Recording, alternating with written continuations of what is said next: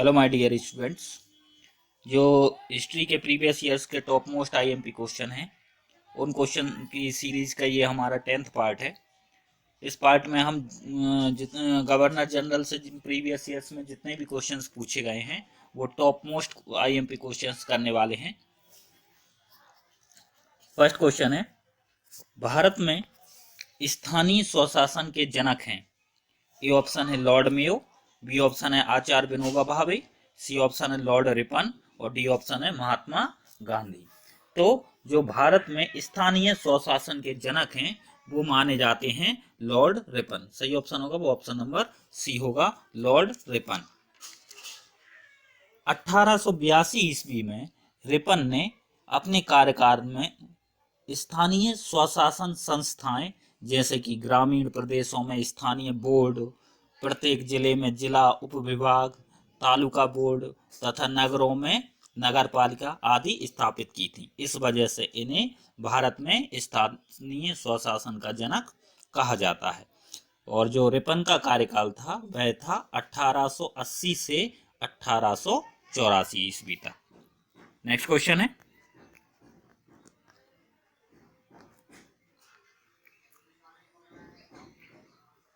भारत में प्रशासनिक सेवा किसके शासनकाल में प्रारंभ हुई थी।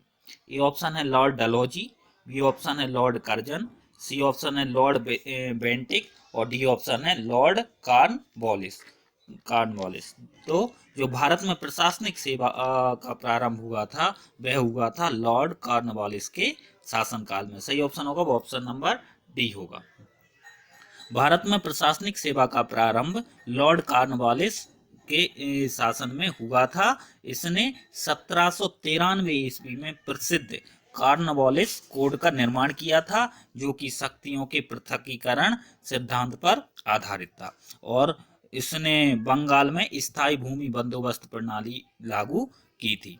और जो कार्नवालिस का कार्यकाल था वह था 1786 से 1793 ईस्वी तक। नेक्स्ट क्वेश्चन है,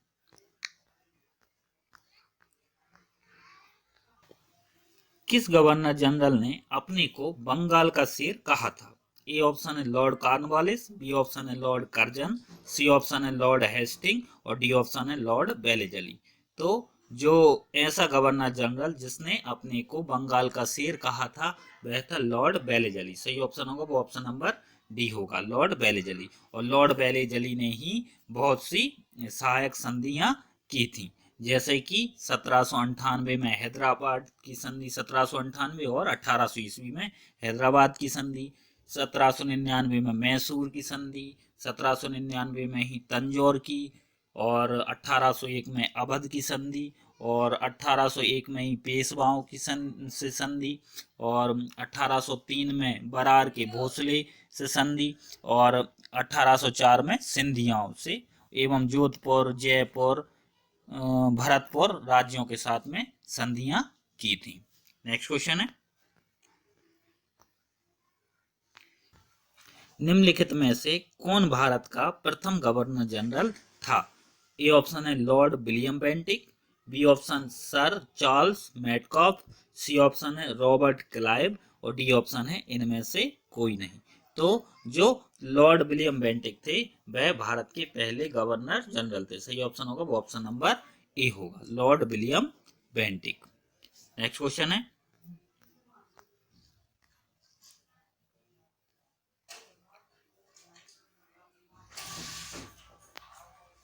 निम्नलिखित में से किस पद्धति का प्रयोग वेलेजली ने अपने राजनीतिक उद्देश्यों को प्राप्त करने के लिए किया था। ए ऑप्शन है सम्मेलन, बी ऑप्शन है सहायक संधि, सी ऑप्शन है युद्ध और डी ऑप्शन है धोखेबाजी। तो जो वेलेजली था, वेलेजली ने जिस पद्धति का प्रयोग अपने राजनीतिक उद्देश्यों को प्राप्त करने के लिए किया था वह था सहायक संधि। सही ऑप्शन होगा वो ऑप्शन नंबर बी होगा, सहायक संधियों का। नेक्स्ट क्वेश्चन है, सुगौली की संधि पर किस वर्ष हस्ताक्षर हुए। ए ऑप्शन है 1976, बी ऑप्शन है 1810, सी ऑप्शन है 1816 और डी ऑप्शन है 1860। तो 1816 ईस्वी में सुगौली की संधि पर हस्ताक्षर हुए थे। तो सही ऑप्शन होगा वो ऑप्शन नंबर सी होगा 1816। आंग्ल नेपाल युद्ध जो कि 1814 से 1816 तक हुआ था, उसमें लॉर्ड हेस्टिंग के नेतृत्व में गोरखाओं की पूर्ण तरह से पराजय हुई थी। ठीक है, और इसके परिणाम स्वरूप 1816 ईस्वी में कंपनी एवं गोरखाओं के मध्य सुगौली की संधि हुई थी। नेक्स्ट क्वेश्चन है, गेटवे ऑफ इंडिया का निर्माण हुआ था 1927 में, 1911 में, 1947 में, 1857 में।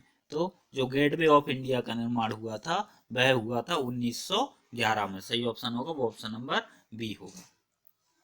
वर्ष 1911 में गेटवे ऑफ इंडिया का निर्माण हुआ था, और गेटवे ऑफ इंडिया का जो डिजाइन तैयार किया था वह किया था जॉर्ज विवेट। जॉर्ज विवेट ने गेटवे ऑफ इंडिया का डिजाइन तैयार किया था। नेक्स्ट क्वेश्चन है,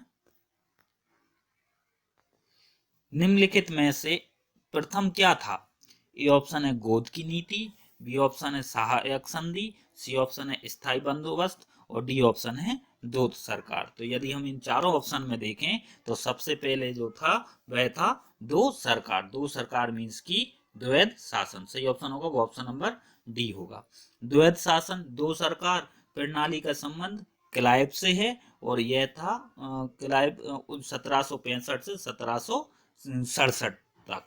ठीक है, फिर इसके बाद में स्थायी बंदोबस्त। स्थायी बंदोबस्त का संबंध कॉर्नवालिस से है, जो कि 1793 ईस्वी में था, लागू हुआ था। फिर इसके बाद में सहायक संधि प्रणाली का संबंध लॉर्ड वेलेजली से है, जो कि 1798 से 1805 तक रहा था कार्यकाल जिसका। और गोद की नीति का जो संबंध है वह लॉर्ड डलहौजी से है, जिसका कार्यकाल 1848 से 1856 ईस्वी तक है। नेक्स्ट क्वेश्चन है, निम्न में से किसके वायसराय काल में रोलेट एक्ट पारित हुआ था? ए ऑप्शन है हार्डिंग द्वितीय, बी ऑप्शन है जेम्स फोर्ड, चेम्स फोर्ड होना था यहाँ पे, चेम्स फोर्ड, और सी ऑप्शन है रीडिंग, और डी ऑप्शन है इनमें से कोई नहीं।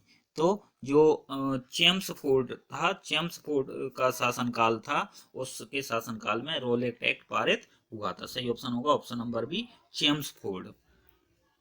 अंग्रेज वायसरॉय लॉर्ड चेम्सफोर्ड के समय में रोलेट एक्ट पारित हुआ था, और जो अंग्रेज वायसरॉय लॉर्ड चेम्सफोर्ड था उसका शासनकाल था 1916 से 1921 तक। नेक्स्ट क्वेश्चन है, दोहरी शासन नीति को किसने समाप्त किया था?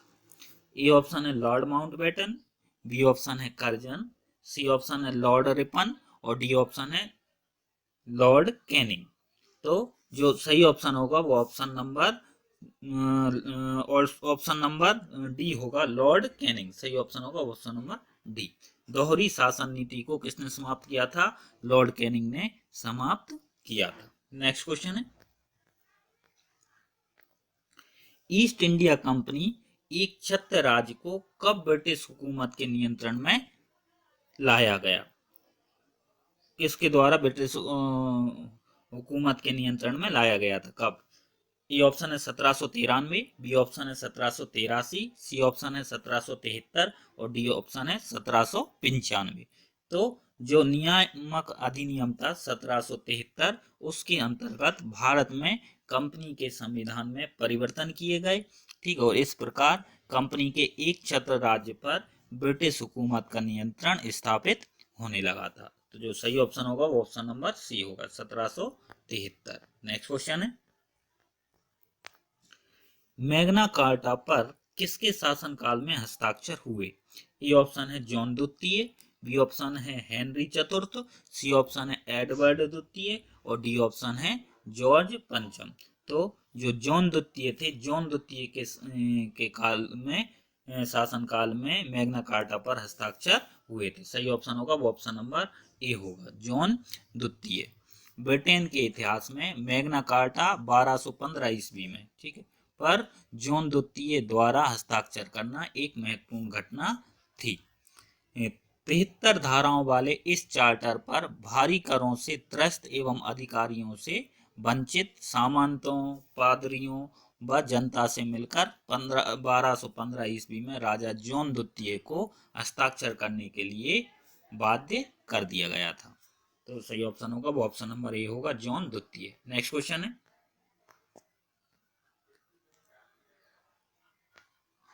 ब्रिटिश सरकार ने पहली बार यह घोषणा किसके द्वारा की कि उनकी मंशा भारत में धीमे धीमे एक उत्तरदायी सरकार बनाने की है?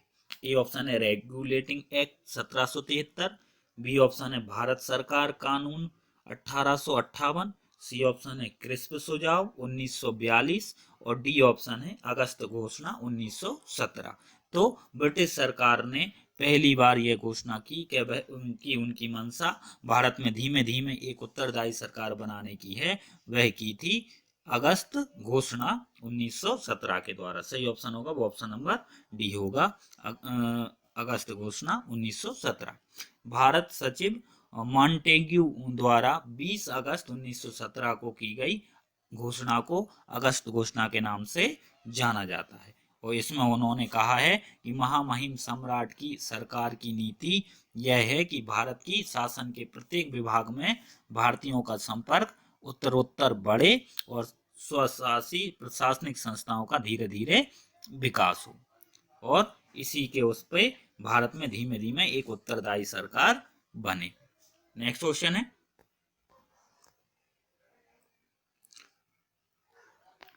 निम्नलिखित का सही रूप से मिलान कीजिए। एक तरफ सूची एक दे रखी है और दूसरी तरफ उनके जो कार्य थे, एक तरफ दे रखे हैं लॉर्ड वायसरॉय दे रखे हैं और दूसरी तरफ दे रखे हैं उनके कार्य। रॉबर्ट क्लाइव है, तो रॉबर्ट क्लाइव का जो संबंध है वह है बंगाल में द्वैध शासन। तो जो रॉबर्ट क्लाइव है वह संबंधित हो जाएंगे बंगाल में द्वैध शासन से। फिर विलियम बेंटिक का संबंध है अंग्रेजी शिक्षा से, तो जो सेकंड वाला हो जाएगा हमारा डी।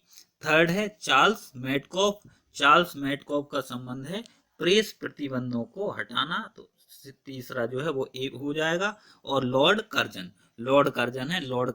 संबंधित है बंगाल के विभाजन से, जो फोर्थ का हो जाएगा बी। तो रॉबर्ट क्लाइव है बंगाल में द्वैध शासन से, मतलब फर्स्ट का हो जाएगा सी। सेकंड है विलियम बेंटिक, तो विलियम बेंटिक है अंग्रेजी शिक्षा से, तो सेकंड का हो जाएगा डी। थर्ड चार्ल्स मेटकॉफ संबंधित है प्रेस प्रतिबंधों को हटाने से, तो थर्ड का हो जाएगा ए। और फोर्थ है लॉर्ड कर्जन, तो लॉर्ड कर्जन का संबंध है बंगाल का विभाजन से, तो फोर्थ का हो जाएगा बी। तो सही ऑप्शन होगा वो ऑप्शन नंबर ए होगा। नेक्स्ट क्वेश्चन है, सूची 1 तथा सूची 2 का मिलान करना है। एक तरफ लॉर्ड वायसरॉय वगैरह दे रखे हैं और दूसरी तरफ उनके कार्य दे रखे हैं या फिर उनका संबंध दे रखा है किससे है। तो पहला है लॉर्ड ऑकलैंड है, तो लॉर्ड ऑकलैंड और सामने दे रखा है लॉर्ड ऑकलैंड का संबंध है न्यायालय में फारसी लिपि की समाप्ति से। तो फर्स्ट जो है लॉर्ड ऑकलैंड वो संबंधित हो जाएगा न्यायालय में फारसी लिपि की समाप्ति से।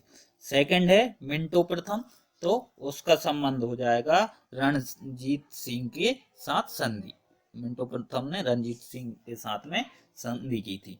और एलन बरो है, तो एलन बरो का संबंध है सिंध का विलय, तो सही हो जाएगा थर्ड का हो जाएगा बी। और फोर्थ है डलहौजी, तो डलहौजी संबंधित हो जाएगा हमारे ए पब्लिक वर्क्स विभाग की स्थापना, फोर्थ का हो जाएगा ए। तो फर्स्ट का सी है और पहले लॉर्ड ऑकलैंड है न्यायालय फारसी लिपि की समाप्ति से, और फिर सेकंड का है डी रणजीत सिंह के साथ संधि से मिंटो प्रथम, और थर्ड का है बी सिंध का विलय, और डलहौजी फोर्थ का है ए पब्लिक वर्क्स विभाग की स्थापना। सही ऑप्शन होगा वो ऑप्शन नंबर सी हो जाएगा। नेक्स्ट क्वेश्चन है,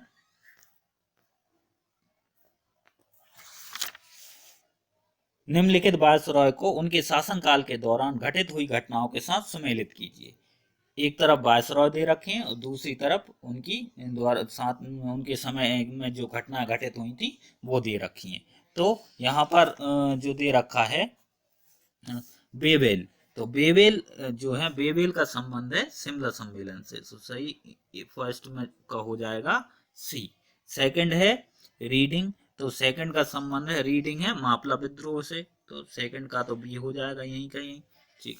थर्ड है विलिंगटन, विलिंगटन है तो विलिंगटन का संबंध है सांप्रदायिक पुरस्कार से, तो विलिंगटन का संबंध हो जाएगा सांप्रदायिक पुरस्कार से। और लिनलिथगो है तो लिनलिथगो का संबंध हो जाएगा पाकिस्तान के लिए प्रथम मांग से, तो फोर्थ का हो जाएगा ए। तो फर्स्ट का है सी और सेकंड का बी, थर्ड का डी और फोर्थ का ए, तो सही ऑप्शन होगा वो ऑप्शन नंबर ए हो जाएगा। नेक्स्ट क्वेश्चन है 1858 ईस्वी में भारत के प्रथम वायसरॉय एवं अंतिम गवर्नर जनरल कौन थे? ए ऑप्शन है लॉर्ड कर्जन, बी ऑप्शन है लॉर्ड लॉरेंस, सी ऑप्शन है लॉर्ड डलहौजी और डी ऑप्शन है लॉर्ड कैनिंग। तो 1858 ईस्वी में भारत के प्रथम वायसरॉय एवं अंतिम गवर्नर जनरल थे लॉर्ड कैनिंग, सही ऑप्शन होगा वो ऑप्शन नंबर डी होगा। लॉर्ड कैनिंग 1858 ईस्वी में भारत के प्रथम वायसरॉय एवं अंतिम गवर्नर जनरल थे। इसके बाद में कंपनी का अधिकार समाप्त कर दिया गया था और तथा गवर्नर जनरल को वायसरॉय कहा जाने लगा था। नेक्स्ट क्वेश्चन है किस ब्रिटिश गवर्नर जनरल ने भारत में डाक टिकटों का प्रचलन प्रारंभ किया था? ए ऑप्शन है लॉर्ड डलहौजी, बी ऑप्शन है लॉर्ड ऑकलैंड, सी ऑप्शन है लॉर्ड कैनिंग और डी ऑप्शन है लॉर्ड विलियम बेंटिक। तो ऐसे ब्रिटिश गवर्नर जनरल जिन्होंने भारत में डाक टिकटों का प्रचलन प्रारंभ किया था वह थे लॉर्ड डलहौजी, सही ऑप्शन होगा वो ऑप्शन नंबर ए होगा। लॉर्ड डलहौजी ने 1854 ईस्वी में नया पोस्ट ऑफिस एक्ट पारित किया था और जिससे कि भारत में पहली बार डाक टिकट का प्रचलन प्रारंभ हुआ था। और लॉर्ड डलहौजी ने ही तोप खाने के मुख्यालय को कलकत्ता से मेरठ में स्थानांतरित किया था और सेना का मुख्यालय शिमला में स्थापित किया था। नेक्स्ट क्वेश्चन है भारत में टेलीग्राफ सेवा सर्वप्रथम किस गवर्नर जनरल के काल में प्रारंभ हुआ? ए ऑप्शन है लॉर्ड हेस्टिंग, बी ऑप्शन है लॉर्ड डलहौजी, सी ऑप्शन है लॉर्ड हॉर्डिंग और डी ऑप्शन है लॉर्ड कैनिंग। तो भारत में टेलीग्राफ सेवा सर्वप्रथम जिस गवर्नर जनरल के काल में प्रारंभ हुई थी वह थे लॉर्ड डलहौजी, सही ऑप्शन है वो ऑप्शन नंबर बी होगा, लॉर्ड डलहौजी। लॉर्ड डलहौजी ने 1850 ईस्वी में टेलीग्राफ सेवा का शुभारंभ किया था। नेक्स्ट क्वेश्चन है अंग्रेजों ने भारत तथा इंग्लैंड के बीच सीधा तार संबंध कब स्थापित किया था? ए ऑप्शन है 1860 ईस्वी में, बी ऑप्शन है 1865 में, सी ऑप्शन है 1870 में और डी ऑप्शन है 1875 में। तो अंग्रेजों ने भारत तथा इंग्लैंड के बीच सीधा तार संबंध 1865 ईस्वी में शुरू किया था, स्थापित किया था, सही ऑप्शन होगा वो ऑप्शन नंबर बी होगा। Governor general sir John Lawrence जिनका की कार्यकाल था 1864 से 1868 ईस्वी, उनके कार्यकाल के दौरान 1865 ईस्वी में भारत एवं यूरोप के बीच प्रथम समुद्री टेलीग्राफ सेवा शुरू हुई थी। निम्नलिखित में से कौन से सही राज्य ब्रिटिश द्वारा अधिकृत किए गए थे? ए ऑप्शन है नागपुर, बी ऑप्शन है झांसी, सी ऑप्शन है सतारा और डी ऑप्शन है उपयुक्त सभी। तो ब्रिटिशर्स द्वारा अधिकृत किए गए राज्यों में नागपुर, झांसी, सतारा ये तीनों थे, तो सही ऑप्शन होगा वो ऑप्शन नंबर डी होगा, उपयुक्त सभी। डलहौजी ने विलय नीति के द्वारा सतारा, जयपुर, संबलपुर, बघाट, उदयपुर, झांसी, नागपुर रियासतों का विलय कर लिया था। और जबकि दूसरे आंग्ल सिख युद्ध जो था जो कि 1848 से 1849 में, उस समय उसके पश्चात पंजाब का कंपनी के साम्राज्य में विलय कर लिया गया था, पंजाब को भी विलय कर लिया था कंपनी के साम्राज्य में। नेक्स्ट क्वेश्चन है, निम्नलिखित में से कौन से शाही राज्य ब्रिटिश द्वारा अधिग्रहित नहीं किए गए थे? ए ऑप्शन है सिंध, बी ऑप्शन है ग्वालियर, सी ऑप्शन है अवध और डी ऑप्शन है सतारा। तो जो शाही राज्य ब्रिटिश द्वारा अधिग्रहित नहीं किए गए थे वह था ग्वालियर। सही ऑप्शन होगा वो ऑप्शन नंबर बी होगा, ग्वालियर। सतारा को डलहौजी द्वारा 1848 ईस्वी में अधिग्रहित किया गया था। अवध को कुशासन का आरोप लगाकर 1856 ईस्वी में डलहौजी द्वारा अधिग्रहित किया गया था। 1843 ईस्वी में चार्ल्स नेपियर ने संपूर्ण सिंध को जीत लिया था और अगस्त 1843 में तक सिंध अंग्रेज राज में सम्मिलित कर लिया गया था, परंतु ग्वालियर पूर्ण रूप से अंग्रेजी राज में सम्मिलित नहीं किया गया था। तो सही ऑप्शन होगा वो ऑप्शन नंबर बी होगा, ग्वालियर। नेक्स्ट क्वेश्चन है,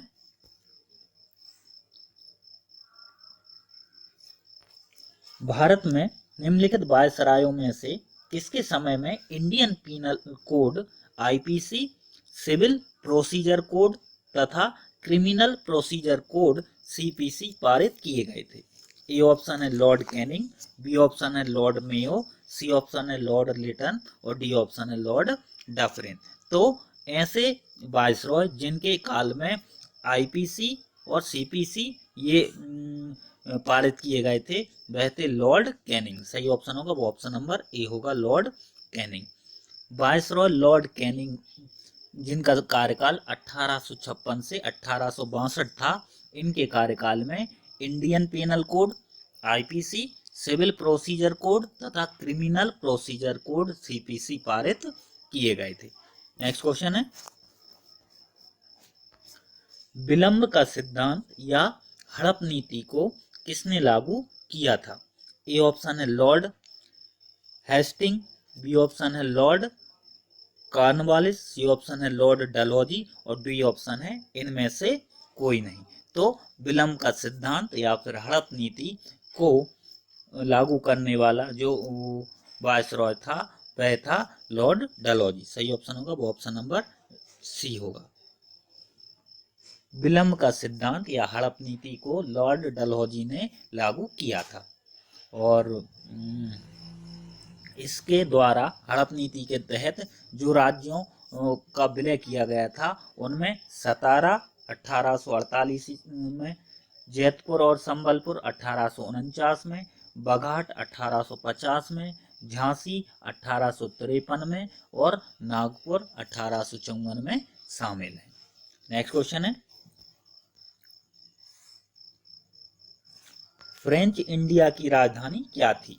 ए ऑप्शन है यमन, बी ऑप्शन है पांडिचेरी, सी ऑप्शन है मद्रास और डी ऑप्शन है कराईकल। तो फ्रेंच इंडिया की जो राजधानी थी वह थी पांडिचेरी। सही ऑप्शन होगा वो ऑप्शन नंबर बी होगा। फ्रेंच इंडिया की राजधानी पांडिचेरी थी। 1701 ईस्वी में पांडिचेरी को पूर्व में फ्रांसीसियों की सभी बस्तियों का मुख्यालय बनाया गया था और मार्टिन को भारत में फ्रांसीसी मामलों का महानिदेशक नियुक्त किया गया था। नेक्स्ट क्वेश्चन है, किस सन में हैदराबाद के निजाम द्वारा पहली सहायक संधि पर हस्ताक्षर किए गए थे? ए ऑप्शन है 1799, बी ऑप्शन है 1798, सी ऑप्शन है 1797 और डी ऑप्शन है 1796। तो जिस सन में हैदराबाद के निजाम द्वारा पहली सहायक संधि पर हस्ताक्षरित की गई थी वह था सन 1798। सही ऑप्शन होगा वो ऑप्शन नंबर बी होगा। 1798 में हैदराबाद के निजाम द्वारा पहली सहायक संधि हस्ताक्षरित की गई थी। वेलेस्ली द्वारा शुरू की गई सहायक संधि को स्वीकार करने वाला पहला राज्य हैदराबाद था।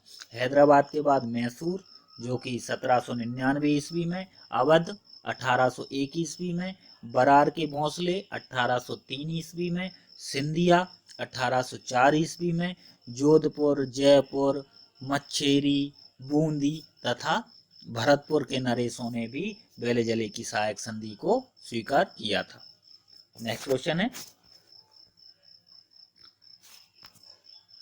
तीसरा कर्नाटक युद्ध 1760 ईस्वी में किन के बीच लड़ा गया था? ए ऑप्शन है अंग्रेजी फौजियों तथा हैदर अली के बीच, बी ऑप्शन है अंग्रेजी फौज तथा फ्रांसीसी फौज के बीच, सी ऑप्शन है फ्रांसीसी फौज तथा हैदर अली के बीच, और डी ऑप्शन है अंग्रेजी फौज तथा टीपू सुल्तान के बीच। तो तीसरा कर्नाटक युद्ध था जो कि 1760 में लड़ा गया था, वह लड़ा गया था अंग्रेजी फौजों तथा फ्रांसीसी फौजों के बीच। सही ऑप्शन होगा वो ऑप्शन नंबर बी होगा। 1757 से 1763 ईस्वी के दौरान तीसरा कर्नाटक युद्ध अंग्रेजी और फ्रांसीसी फौजों के बीच में लड़ा गया था, और जिसमें कि अंग्रेजी सेना ने फ्रांसीसियों को पराजित कर दिया था। नेक्स्ट क्वेश्चन है, भारत के गवर्नर जनरल को अध्यादेश जारी करने का अधिकार किस अधिनियम द्वारा प्रदान किया गया? ए ऑप्शन है भारतीय शासन अधिनियम 1858, बी ऑप्शन है भारतीय परिषद अधिनियम 1861, सी ऑप्शन है भारतीय परिषद अधिनियम 1892, और डी ऑप्शन है भारतीय परिषद अधिनियम 1909। तो भारत के गवर्नर जनरल को अध्यादेश जारी करने का अधिकार भारतीय परिषद अधिनियम 1861 के द्वारा प्रदान किया गया है। सही ऑप्शन होगा वो ऑप्शन नंबर बी होगा, भारतीय परिषद अधिनियम 1861। भारतीय परिषद अधिनियम 1861 मुख्यतः दो कारणों से महत्वपूर्ण माना जाता है। एक तो ये कि इसने गवर्नर जनरल को अपनी विस्तारित परिषद में भारतीय जनता के प्रतिनिधियों को नामजद करके उन्हें विधायी कार्य के संबंध करने का अधिकार दे दिया था, और दूसरा ये कि इससे गवर्नर जनरल की परिषद की विधायी शक्तियों का विकेंद्रीकरण कर दिया। इसी अधिनियम के द्वारा भारत के गवर्नर जनरल को संकटकालीन अवस्था में विधान परिषद की अनुमति के बिना ही अध्यादेश जारी करने का अधिकार भी प्रदान किया गया है। यह अध्यादेश अधिकतम 6 मास तक लागू रह सकता है। नेक्स्ट क्वेश्चन है, किस गवर्नर जनरल की हत्या हुई थी? ए ऑप्शन है लॉर्ड डलहौजी, बी ऑप्शन है लॉर्ड मेयो, सी ऑप्शन है लॉर्ड कैनिंग, और डी ऑप्शन है इनमें से कोई नहीं। तो ऐसे गवर्नर जनरल जिनकी हत्या हुई थी वह थे लॉर्ड मेयो। सही ऑप्शन होगा वो ऑप्शन नंबर बी होगा। नेक्स्ट क्वेश्चन है, निम्नलिखित में से कौन बंगाल का प्रथम गवर्नर जनरल था? ए ऑप्शन है लॉर्ड मेयो, बी ऑप्शन है वॉरेन हेस्टिंग, सी ऑप्शन है लॉर्ड डलहौजी, और डी ऑप्शन है लॉर्ड कैनिंग। तो जो बंगाल का प्रथम गवर्नर जनरल था वह था वॉरेन हेस्टिंग। सही ऑप्शन होगा वो ऑप्शन नंबर बी होगा। नेक्स्ट क्वेश्चन है, भारत में प्रथम जनगणना किसके समय में हुई थी? ए ऑप्शन है लॉर्ड रिपन, बी ऑप्शन है लॉर्ड मेयो, सी ऑप्शन है लॉर्ड कैनिंग, और डी ऑप्शन है लॉर्ड डलहौजी। तो जो भारत में प्रथम जनगणना हुई थी वह लॉर्ड मेयो के समय में की गई थी, जो कि अनियमित थी।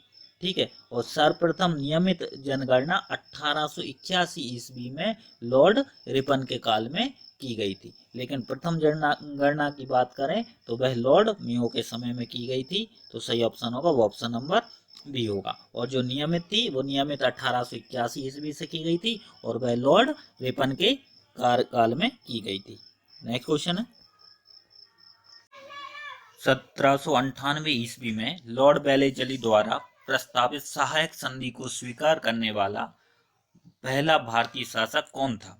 ए ऑप्शन है टीपू सुल्तान, बी ऑप्शन है हैदराबाद का निजाम, सी ऑप्शन है जहांगीर, और डी ऑप्शन है सिंधिया वंश। तो 1798 ईस्वी में लॉर्ड वेलेस्ली द्वारा प्रस्तावित सहायक संधि को स्वीकार करने वाला पहला भारतीय शासक हैदराबाद का निजाम था। सही ऑप्शन होगा वो ऑप्शन नंबर बी होगा।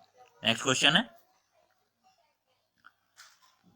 किसके शासनकाल के दौरान पिट्स अधिनियम 1784 को प्रस्तावित किया गया था?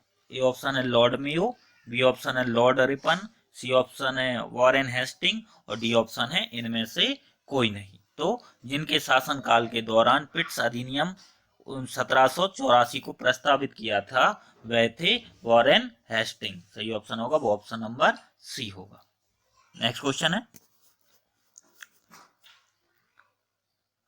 अंग्रेज भारतीय क्षेत्र का अंतिम प्रमुख विस्तार किसके समय के दौरान हुआ था? अंतिम प्रमुख विस्तार किसके समय के दौरान हुआ था? ए ऑप्शन है लॉर्ड मैकाले, बी ऑप्शन है लॉर्ड कर्जन, सी ऑप्शन है लॉर्ड डलहौजी और डी ऑप्शन है वॉरेन हेस्टिंग। तो जो अंग्रेज भारतीय क्षेत्र का अंतिम प्रमुख विस्तार जिनके समय के दौरान हुआ था वह थे लॉर्ड डलहौजी। सही ऑप्शन होगा वो ऑप्शन नंबर सी होगा, लॉर्ड डलहौजी। नेक्स्ट क्वेश्चन है, भारतीय सिविल सेवा का प्रारंभ किसने किया था? ए ऑप्शन है लॉर्ड डलहौजी, बी ऑप्शन है लॉर्ड कर्जन, सी ऑप्शन है लॉर्ड कॉर्नवालिस और डी ऑप्शन है लॉर्ड विलियम बेंटिक। तो जो भारतीय सिविल सेवा का प्रारंभ किया था वह किया था लॉर्ड कॉर्नवालिस ने। सही ऑप्शन होगा वो ऑप्शन नंबर सी होगा। नेक्स्ट क्वेश्चन है, लॉर्ड कॉर्नवालिस का नाम जुड़ा हुआ है द्वैध शासन से, मराठा युद्ध से, सहायक संधि की प्रथा से या फिर स्थायी बंदोबस्त से। तो जो लॉर्ड कॉर्नवालिस का नाम जुड़ा हुआ है वह जुड़ा हुआ है स्थायी बंदोबस्त से। सही ऑप्शन होगा वो ऑप्शन नंबर डी होगा।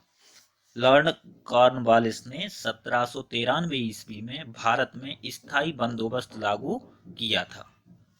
नेक्स्ट क्वेश्चन है,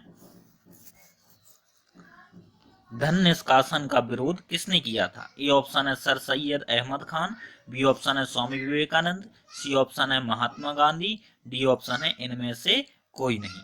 तो जो धन निष्कासन का विरोध किया था वह सबसे पहले दादा भाई नौरोजी ने किया था। उन्होंने मई 1867 में कहा था कि ब्रिटेन भारत का खून चूस रहा है। ठीक है, तो सबसे पहले जिन्होंने धन निष्कासन का विरोध किया था वह थे दादा भाई नौरोजी। दादा भाई नौरोजी ऑप्शन में नहीं है तो सही ऑप्शन होगा ऑप्शन नंबर डी, मीन्स की इनमें से कोई नहीं। सबसे पहले धन निष्कासन का विरोध दादा भाई नौरोजी ने किया था। नेक्स्ट क्वेश्चन है, ब्रिटिश साम्राज्यवाद के दौरान भारत का आर्थिक अववाह का सिद्धांत किसने प्रस्तुत किया था? ए ऑप्शन है गांधी जी, बी ऑप्शन है गोपाल कृष्ण गोखले, सी ऑप्शन है दादा भाई नौरोजी, डी ऑप्शन है डब्ल्यू.सी. बनर्जी। तो ऐसे व्यक्ति जिन्होंने ब्रिटिश साम्राज्यवाद के दौरान भारत का आर्थिक अपवाह का सिद्धांत प्रस्तुत किया था वह थे दादा भाई नौरोजी। सही ऑप्शन होगा वो ऑप्शन नंबर सी होगा। नेक्स्ट क्वेश्चन है, अंग्रेजी शिक्षा प्रणाली की शुरुआत किस गवर्नर जनरल के शासनकाल में प्रारंभ हुई? ए ऑप्शन है Lord William Bentinck, B option है लॉर्ड बेलेजली, सी ऑप्शन है लॉर्ड कॉर्नवालिस और डी ऑप्शन है इनमें से कोई नहीं। तो अंग्रेजी शिक्षा प्रणाली की शुरुआत लॉर्ड विलियम बेंटिक के शासनकाल में प्रारंभ हुई थी। सही ऑप्शन होगा वो ऑप्शन नंबर ए होगा। लॉर्ड विलियम बेंटिक ने 1835 ईस्वी में एक प्रस्ताव द्वारा मैकाले का दृष्टिकोण अपना लिया और अंग्रेजी माध्यम द्वारा शिक्षा देने के लिए धनराशि प्रदान की गई। तो नेक्स्ट क्वेश्चन है, विधवा पुनर्विवाह के समर्थक कौन थे? ए ऑप्शन है ईश्वर चंद्र विद्यासागर, बी ऑप्शन है रविंद्रनाथ टैगोर, सी ऑप्शन है विवेकानंद और डी ऑप्शन है रामकृष्ण परमहंस। तो जो विधवा पुनर्विवाह के समर्थक थे वह थे ईश्वर चंद्र विद्यासागर। सही ऑप्शन होगा वो ऑप्शन नंबर ए होगा। ईश्वर चंद्र विद्यासागर के प्रयास से विधवा पुनर्विवाह अधिनियम लॉर्ड कैनिंग के समय 1856 ईस्वी में पारित हुआ था। इस अधिनियम के नियम 15 द्वारा विधवाओं के पुनर्विवाह को कानूनी मान्यता मिल गई। नेक्स्ट क्वेश्चन है, लॉर्ड मैकाले शिक्षा पद्धति कब लागू हुई? ए ऑप्शन है 1819 में, बी ऑप्शन है 1835 में, सी ऑप्शन है 1809 में और डी ऑप्शन है 1817 में। तो जो लॉर्ड मैकाले शिक्षा पद्धति लागू हुई थी वह हुई थी 1835 में। सही ऑप्शन होगा वो ऑप्शन नंबर बी होगा। मैकाले ने अपने विचारों को 2 फरवरी 1835 के अपने प्रसिद्ध स्मरण पत्र में प्रतिपादित किया। अपने प्रस्तावों में उसकी योजना यह थी कि एक ऐसा वर्ग बनाया जाए जो रंग तथा रक्त से तो भारतीय हो परंतु प्रवृत्ति, विचार, नैतिकता तथा बुद्धि से अंग्रेजों। उसके विचार मार्च 1835 को एक प्रस्ताव द्वारा अनुमोदित कर दिए गए थे। नेक्स्ट क्वेश्चन है 1854 का सर जॉर्ज वुड का डिस्पैच संबंधित था प्रशासनिक सुधारों से, सामाजिक सुधारों से, आर्थिक सुधारों से या फिर शैक्षिक सुधारों से। तो जो 1854 का सर चार्ल्स वुड का डिस्पैच था वह शैक्षिक सुधारों से संबंधित था। सही ऑप्शन था सही ऑप्शन होगा ऑप्शन नंबर डी, शैक्षिक सुधारों से। निम्नलिखित में से किसके शासनकाल में भारत में पहली रेल की शुरुआत हुई थी? ए ऑप्शन है लॉर्ड डलहौजी, बी ऑप्शन है लॉर्ड कैनिंग, सी ऑप्शन है लॉर्ड विलियम बेंटिक और डी ऑप्शन है इनमें से कोई नहीं। तो भारत में लॉर्ड डलहौजी ने पहली रेलवे 1853 में मुंबई से ठाणे के बीच चलाई थी। तो सबसे पहले जो भारतीय रेल की शुरुआत हुई थी, पहली रेल की शुरुआत वह लॉर्ड डलहौजी के शासनकाल में हुई थी। सही ऑप्शन होगा वो ऑप्शन नंबर ए होगा। नेक्स्ट क्वेश्चन है ब्रिटिश द्वारा रैयतवाड़ी प्रणाली कहां पर लागू की गई थी? ए ऑप्शन है उत्तरी भारत में, बी ऑप्शन है पूर्वी भारत में, सी ऑप्शन है दक्षिण भारत में और डी ऑप्शन है पश्चिमी भारत में। तो जो ब्रिटिश द्वारा रैयतवाड़ी प्रणाली लागू की गई थी वह की गई थी दक्षिण भारत में। सही ऑप्शन होगा वो ऑप्शन नंबर सी होगा। नेक्स्ट क्वेश्चन है कोलकाता विश्वविद्यालय की स्थापना कब हुई थी? ए ऑप्शन है 1856 में, बी ऑप्शन है 1857 में, सी ऑप्शन है 1858 में और डी ऑप्शन है 1855 में। तो जो कलकत्ता विश्वविद्यालय की स्थापना हुई थी वह 1857 में हुई थी। सही ऑप्शन हो वो ऑप्शन नंबर बी होगा। नेक्स्ट क्वेश्चन है भारत में किसे स्थानीय स्वशासन का पितामह कहा जाता है? ए ऑप्शन है लॉर्ड कैनिंग को, बी ऑप्शन है लॉर्ड रिपन को, सी ऑप्शन है लॉर्ड मेयो को और डी ऑप्शन है लॉर्ड डलहौजी को। तो जो भारत में स्थानीय स्वशासन का पितामह कहा जाता है वह है लॉर्ड रिपन। सही ऑप्शन होगा वो ऑप्शन नंबर बी होगा, लॉर्ड रिपन। नेक्स्ट क्वेश्चन है ईसाई धर्म प्रचारक सबसे पहले कहाँ आए थे? ए ऑप्शन है केरल, बी ऑप्शन है गुजरात, सी ऑप्शन है पश्चिम बंगाल और डी ऑप्शन है उड़ीसा।